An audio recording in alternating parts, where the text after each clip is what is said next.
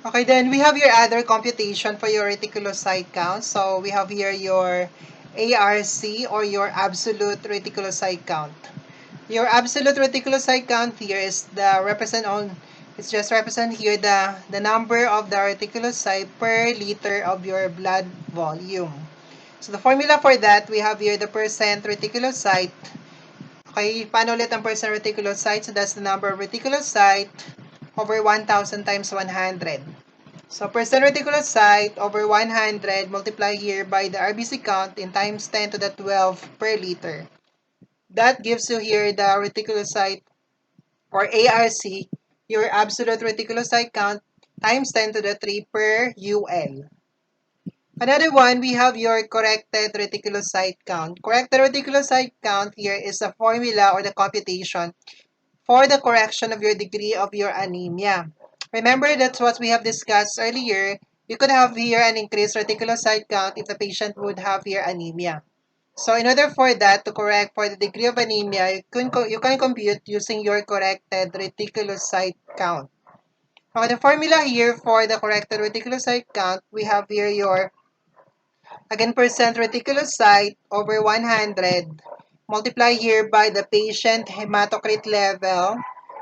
The patient hematocrit level here could be in the percentage or pwede din siyang liter per liter. Divided by here by the normal hematocrit level. So the normal hematocrit natin is 45% or that's equivalent to your 0.45 liter per liter. So it depends on the reporting here of your hematocrit. So kung percentage ang ating value ng patient natin, then 45% would be dito sa baba. Pero if you have this okay, the way of reporting hematocrit is in liter per liter, just need to drop here the percentage and then move that one to decimal lang. Like 45% is 0.45 liter per liter. Or let's say 30%, that's your 0.30 liter per liter. So kung ano dito, dapat ganun din dito. And that gives you here your corrected reticulocyte count here in terms of percentage. Another computation here for reticulocyte, we have here your RPI or reticulocyte production index. Again, this is the computation here that would eventually try to consider or try to correct here for the presence of your shift or the presence of your shift cells. Your shift cells here are actually reticulocytes which are prematurely released from your bone marrow going to your peripheral circulation because of there is a high demand of reticulocyte in your peripheral circulation because the patient is suffering here with too much blood loss. Remember ulit that your reticulocytes stay 2 days sa bone marrow bago siya i-release sa ating peripheral circulation. And eventually try to spend 1 day pa din sa peripheral circulation before that one become your mature RBC. Pag sinabing shift cells here, so prematurely release. So dapat nag-stay muna siya ng 2 days sa bone marrow natin. Pero nangyari dito, hindi niya naubos o hindi niya nagamit ang lahat ng kanyang days na dapat i-spend in your bone marrow. Pinalabas na agad sa peripheral circulation kasi kailangan mo ng RBC in your peripheral circulation because you are the patient suffering here with the blood loss, like in the case of your hemolytic reactions. And therefore, since na dapat ang reticulocyte ay andun pa lang sa bone marrow, nirelease mo na sa peripheral circulation, dadami ang reticulocyte sa peripheral circulation. Okay, and therefore, that results to your erroneous counting of your reticulocyte. That's why you are correcting that one by your RPI, reticulocyte production index. Okay, we have here the formula for your RPI. So this is your, This is your corrected, tama ba? Corrected reticulocyte count. Percent reticulocyte over 100 multiplied by the patient hematocrit over the normal hematocrit. Okay, sa taas, the numerator here are your corrected reticulocyte.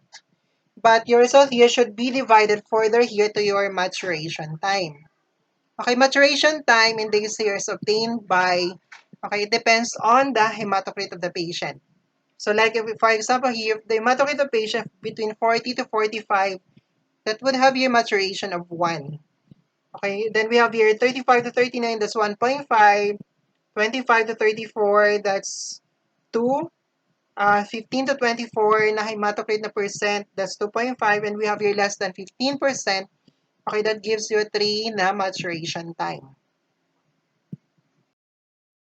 Okay, then we have here the interpretation of the results of your RPI. So, if the RPI result here is more than 3, so that would signify here an increase in your reticulocyte count. It also signify here an increase in your, or we consider it once your effective na erythropoiesis.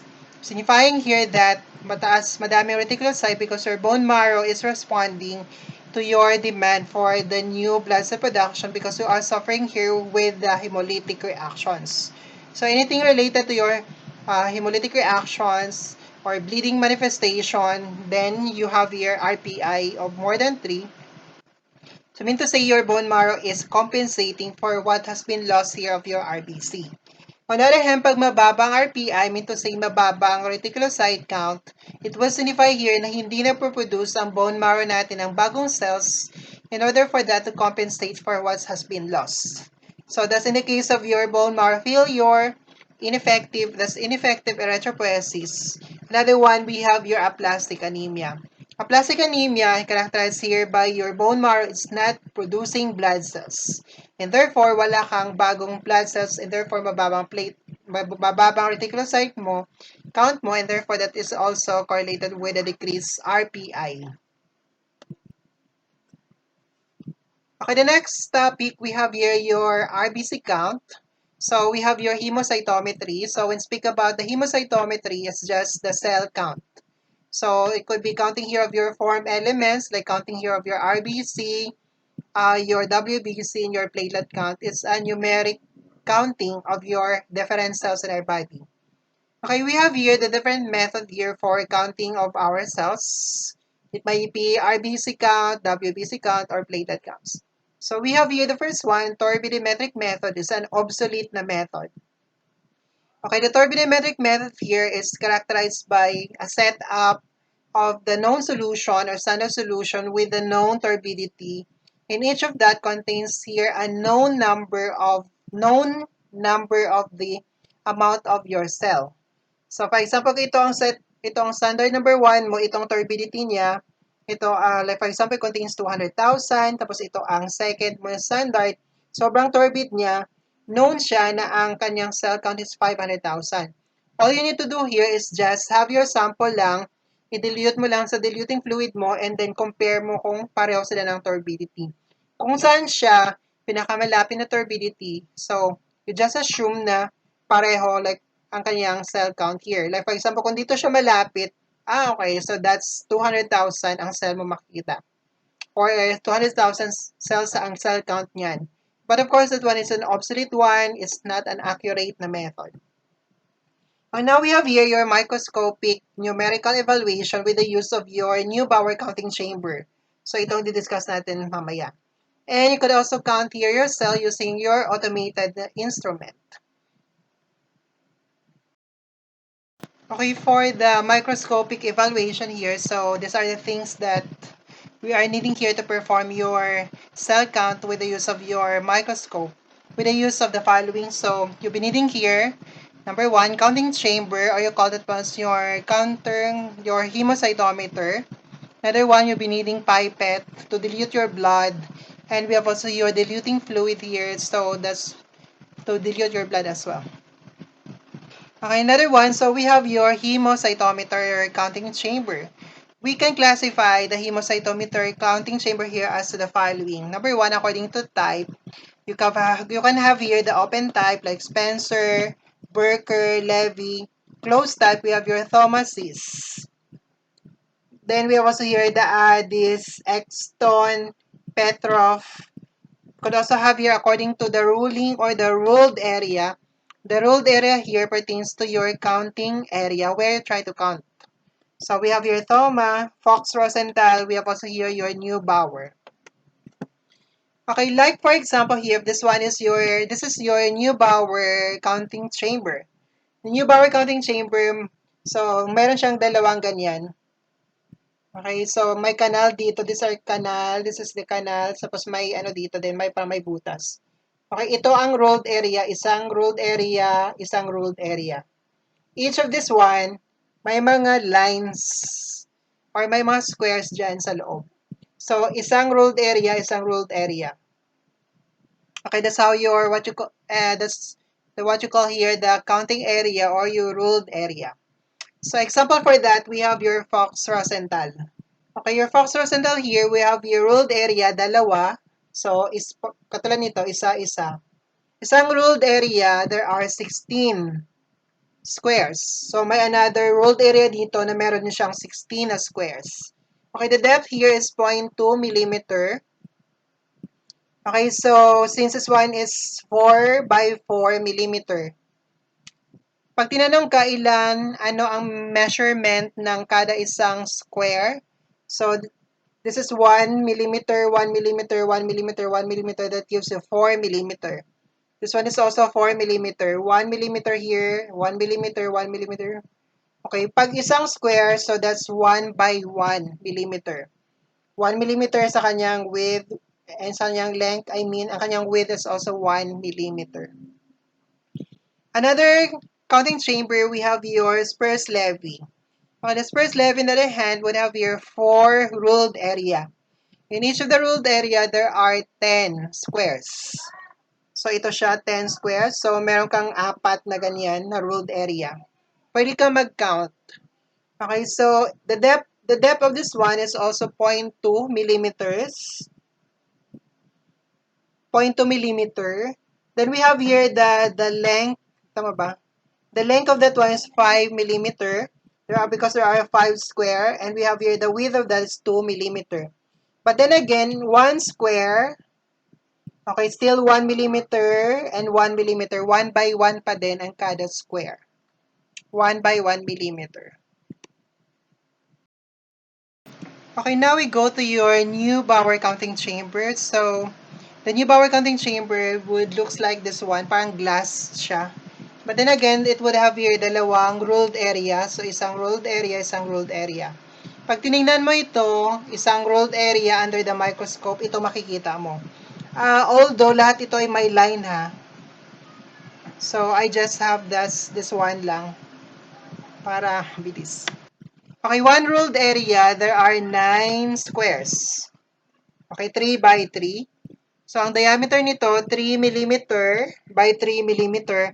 Each of the square, that's 1 by 1 millimeter. 1 millimeter, 1 millimeter, 1 millimeter, that give you 3 millimeter. So, 1 din ito.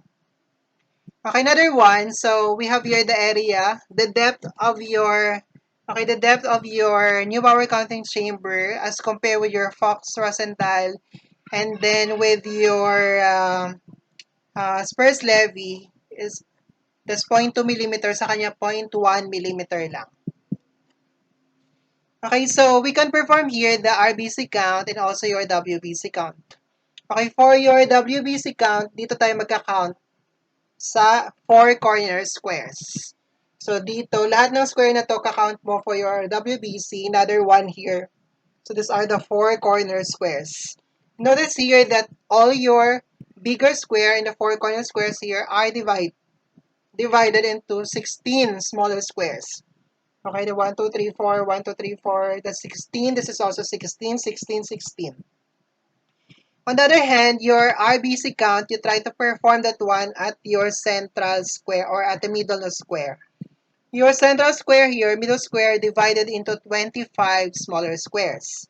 1, 2, 3, 4, 5. 1, 2, 3, 4, 5. This gives you 25. The smaller square. And each of that one is further divided into 16 smaller squares. 1, 2, 3, 4. 1, 2, 3, 4. Okay, so ganun din. Lahat ito may 16, 16, 16 pa din ito ha. I just highlight here kung saan tayo nagka-count ng RBC natin. So for the RBC, hanapin mo itong 4 na corner square at ang pinakagitna na square. That become here the area where you count your RBC. And each of those ones still divided further here into your 16 smaller squares. Okay, ano pang kailangan natin with your, when you're performing here your cell count with your hemocytometry? So, we could have here your pipettes. These are your thumb pipettes.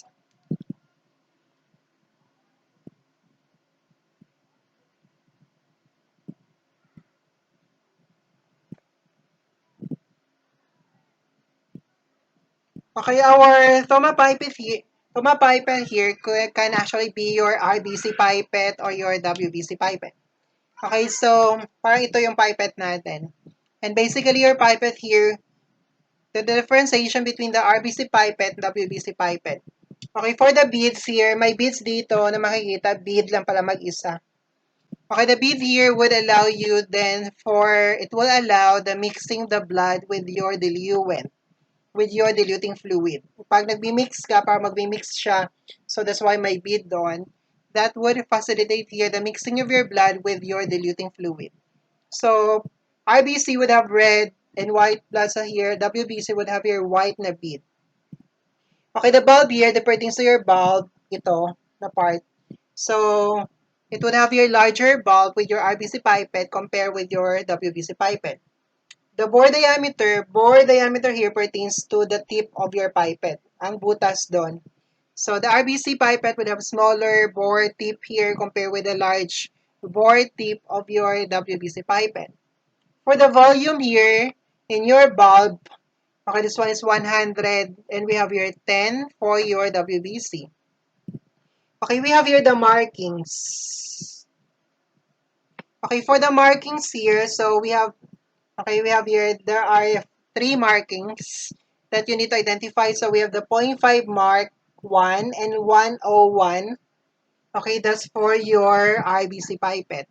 In the case of your WBC pipette, the significant markings are the following: 0.5, 1, and 101 mark.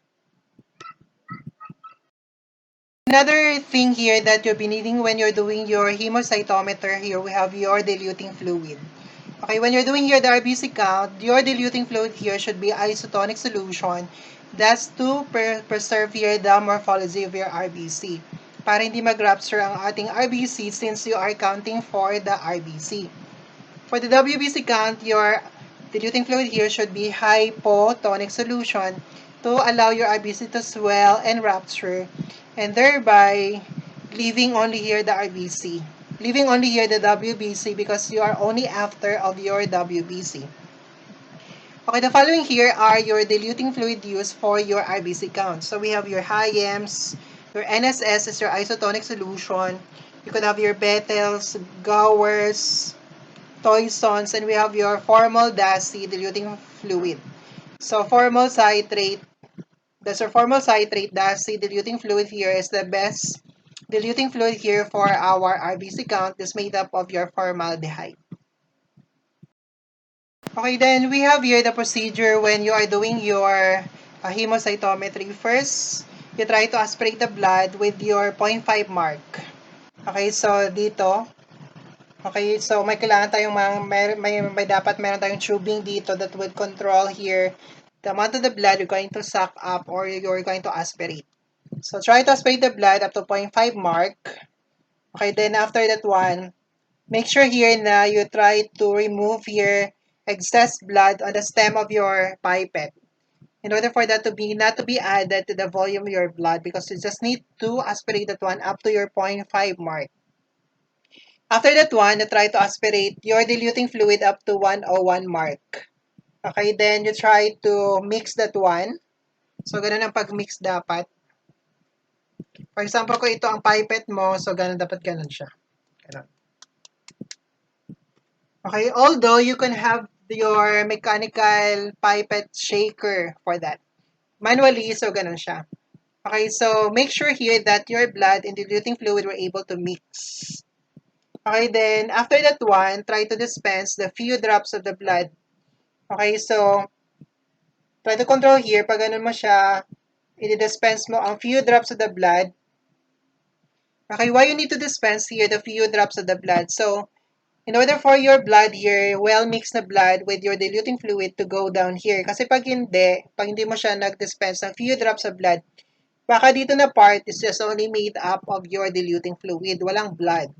So, magiging erroneous ang result natin. That's why you need to dispense the few drops of the blood here para bumaba ang mga blood or diluted blood, well-diluted blood here on this area. And that will give you your best representative sample here for your counting. And after that one, you try to charge your new power counting chamber. So, lalagyan mo ito ng cover slip dito. Ay, medyo maliit lang dapat cover slip. And then, pabadaanin mo dito. Iganon mo lang siya. Okay, ganon mo lang. Okay?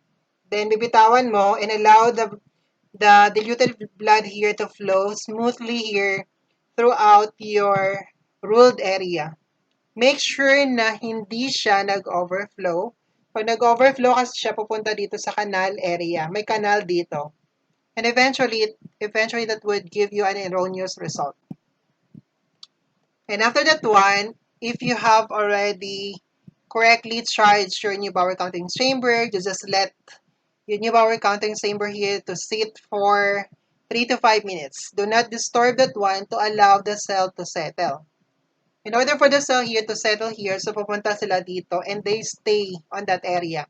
Kasi pag hindi sila nag-settle on that area and you count that one, so what's going to happen here, pag gumagalaw siya, pag nag-count ka dito sa isang cell na to, itong square na to, baka paglipat mo sa isang square, lumipat din siya.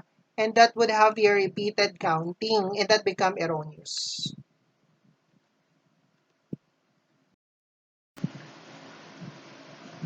Okay, the next one, we have here how you're going to count your cell here. So, again, for the IBC, so saan nga tayo ulit magka-count? We have here dito na square, dito na square, dito na square, dito na square, saka dito na square.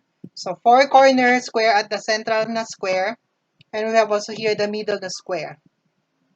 Again, each of this one contains 16 smaller squares. So, for example, ito na ang ating 16 na smaller squares. Okay, so some of your squares here may edge.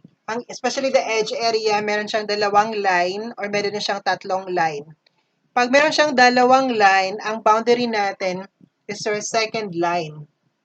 What I mean by that one, kung ang cell mo dito ay nag-fall dito sa second line, still counted pa din siya for that square. Sometimes here, tatlo ang ating line. Pag tatlo siya, still, ang second na line ang ating boundary pa din. Again, if your cell here ay nag-fall dito sa second line, still counted pa din sa square na yan. Pag nasa third line na siya, so hindi na natin ka-count. Okay, so all you need to do here is to count all the cells here in 16 smaller squares. So kada 16 na smaller square, ka-count mo kung ilan ang RBC na makikita mo doon. Okay, so how are you going to count? So, dapat isang direction lang. So, you count on this area, papunta doon, pababa, paganyan, paganyan, paganyan, paganyan, saka paganyan. Hindi ka dapat pabalik-balik. Okay, then, how are you going to count here your cell here? So, ang boundary natin always on the left na line. So, dito na line, saka ang sa taas na line. What do you mean by this one? For example, okay, in your first square here,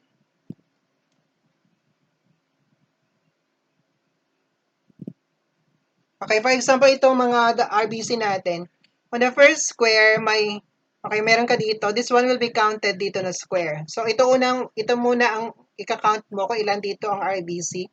So, ang dito na, okay, dito boundary natin, di ba? Dito na line, saka dito na line.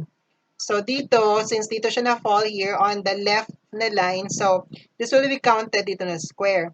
Ito naman, dito pa rin siya. Because ang boundary natin, left na line saka upper na line. Ito, hindi mo na siya i-count dito sa square na to. This one will be part of your count sa next na square. Kasi dito siya na-fall dito sa boundary natin on the left line and the upper line. Again, pag dito siya, anong boundary natin sa edge natin? So, still your second line. Still counted mo pa rin dito. And therefore, lahat dito na ma-square mo dapat may mga count ka na RBC. Okay, and until you finish here the entire 16 squares. So, pag natapos mo ito, so dito ka na naman, dito ka na naman, dito ka naman, dito ka naman. So, medyo matrabaho ito na pag-count natin at nakakahilo. Okay, we have here the formula for the computation of your RBC count. This is actually not only for the RBC count, but for all your cell count. So, we have here the total number of your RBC counted in your 5 squares. So, ito total mo, ilan ang total na RBC count mo dito, ilan dito, ilan dito, ilan dito, saka ilan dito. Okay, that become here, ito total mo siya, that become your total number of your RBC counted in your 5 squares. Then you try to multiply your area correction factor. Area correction factor is obtained here as total number of the squares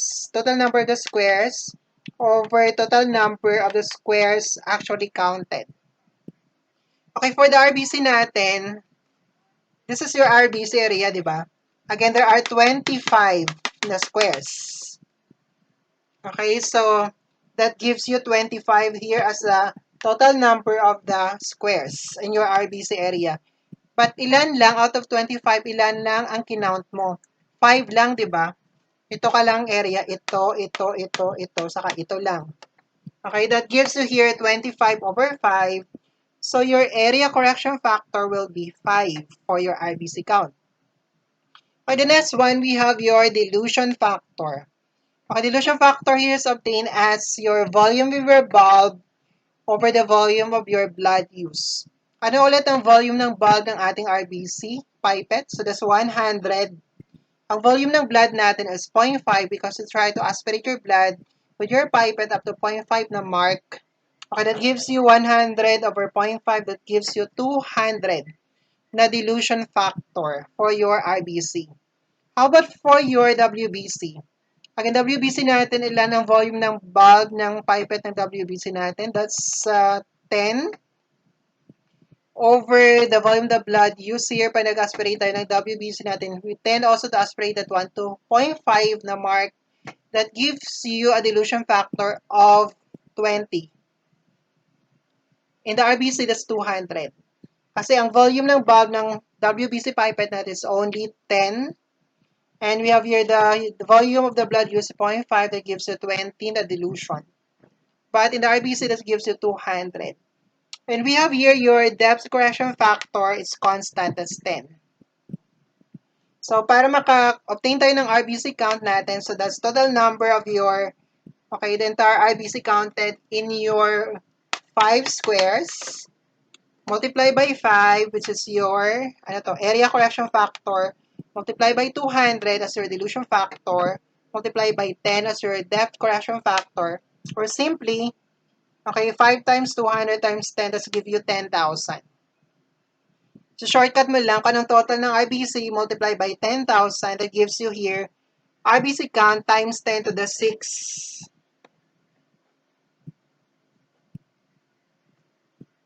Okay, that give you times 10 to the 6 per UL or times 10 to the 12 per liter of your RBC count. Okay, then we have here the allowable difference of your count between two ruled area. So dapat, if you have counted here, pwede ka mag-count ng isang ruled area lang. If you feel na okay ang charging and everything here. Pero to make sure that one, you need to dalawa yung ka-count mo dito and try to compare ang result ng count mo versus your one ruled area compared with your another ruled area. Okay, for the RBC count, the allowable difference here should be 15 to 16 lang. If the count here of your, okay, the total RBC count, not the, the total count mo sa 5 squares, ang total count nun ay more than 16. For example, ang difference nilang dalawa, you need to discard your, okay, your charging here and eventually you need to recharge. Hindi mean to say there's something wrong with your charging area or your procedure or charging process.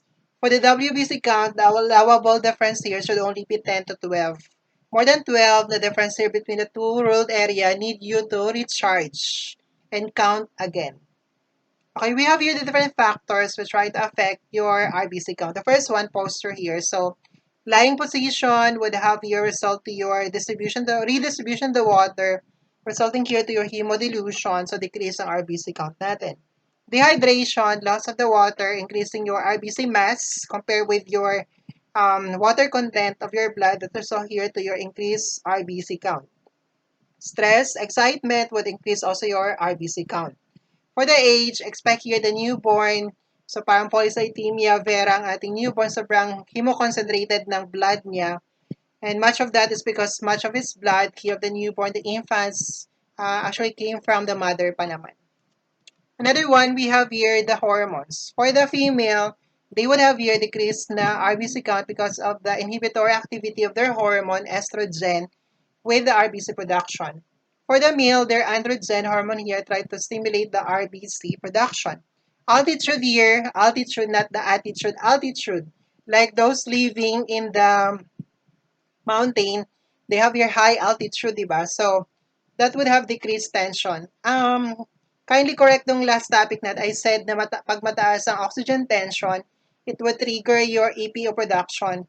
But actually, pag mababa ang oxygen tension, so that's parang hypoxia, it will be sensed, triggering here the release of your EPO, erythropoietin, that will bind with your colony-forming unit erythroid in order for that to become your erythroblast and proceeding with the entire process of your RBC production. And we have here the urinal variation. So in the morning, we'll have your expect of an increase count for your RBC mass and your hemoglobin concentration. Okay, thank you.